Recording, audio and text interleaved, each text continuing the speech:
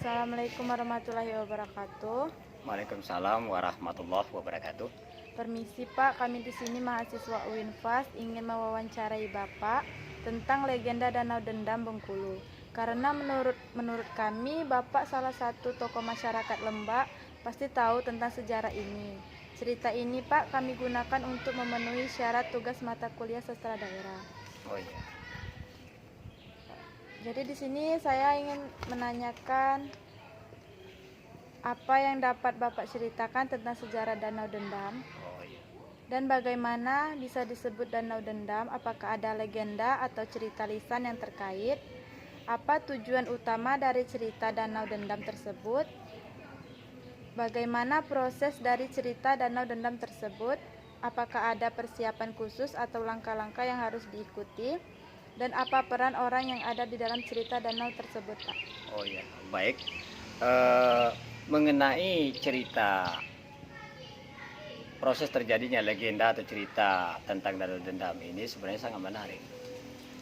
Sehingga sekarang ini dikenal dengan Danau Dendam. Banyak orang tidak tahu, mereka tahunya hanya Danau Dendam. Apa sebenarnya di balik cerita itu, kenapa disebut Danau Dendam? Kisah cerita tentang Danau Dendam ini kan dulu ya ada sepasang kekasih di mana yang laki-lakinya bernama Buyung, gitu kan, sebutan orang Lembak itu namanya Buyung. Kemudian yang wanitanya itu Esi Martiana. Nah, konon kabarnya dulu kan, Esi ini merupakan kembang desa di daerah kami Lembak. Kemudian demikian juga Buyung. Buyung ini ya bujangnya ganteng, ya tampan. Namun kan walaupun mereka ini nampaknya pasangan serasi menurut masyarakat karena kedua-duanya tampan dan cantik, tetapi malang tak dapat diraih kan. Ya. Untung tak dapat diraih, malang tak dapat ditolak. Rupanya ya, keluarga dari pejaka ini, si Buyung ini tidak setuju dengan pilihan Buyung, yaitu Esi Martiana ini.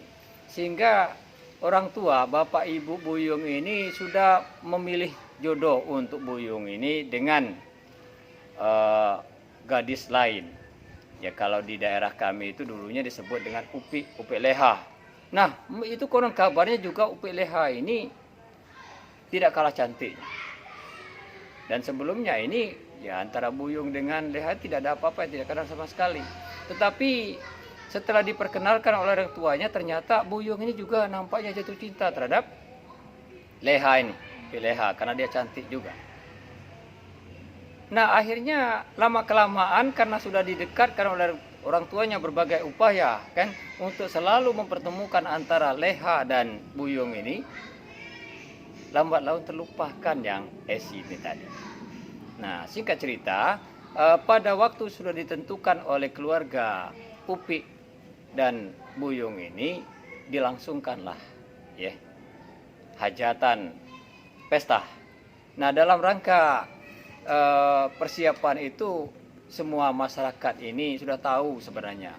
Mereka juga ikut sedih. Kenapa? Karena mereka tahu, masyarakat sekitar itu tahu bahwa pasangan yang dulunya itu antara Buyung dan Elsi ini kan, Martiana. Tetapi yang terjadi lain.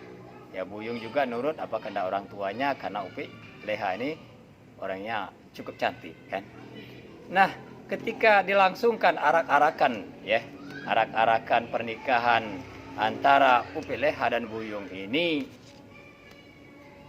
tidak bisa kita bayangkan bahwa kesedihan yang dihadapi keluarga Elsi Martiana dan Elsi sendiri, beliau selalu nangis siang malam.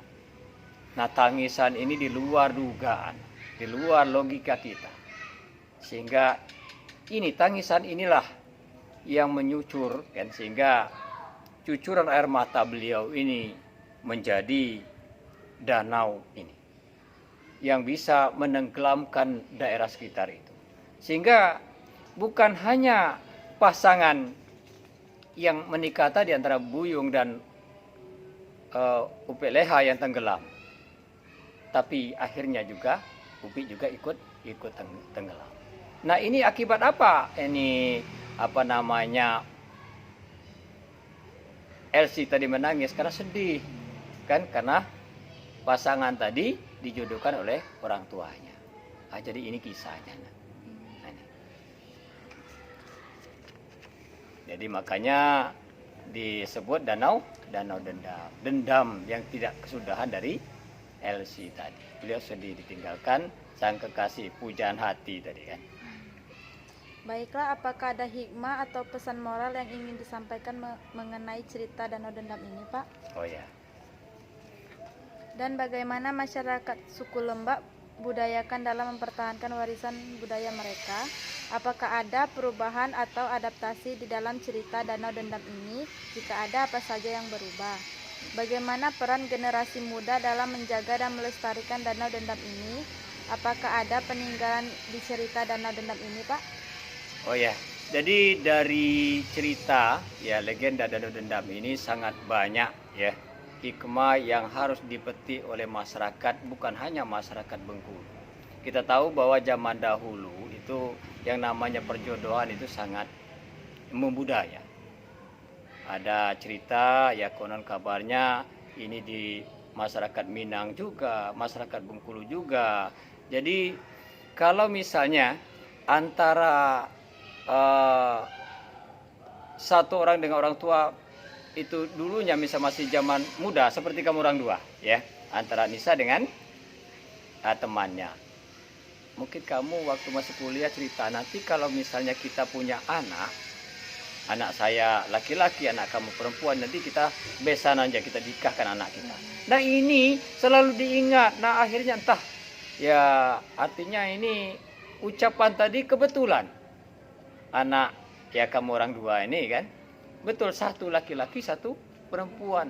Kamu tidak menghiraukan bahwa anak kamu masing-masing ini mereka sudah pilihan, ada pilihan lain kan, tapi kamu tidak mau tahu. Pokoknya kami harus jadikan anak berdua. Kalau tidak menurut kamu, nanti anak berdosa atau kata kamu durhaka, sehingga anak mau tak mau akan menuruti perintah orang tua dengan rasa sedih, rasa tidak setuju, tapi dipendam.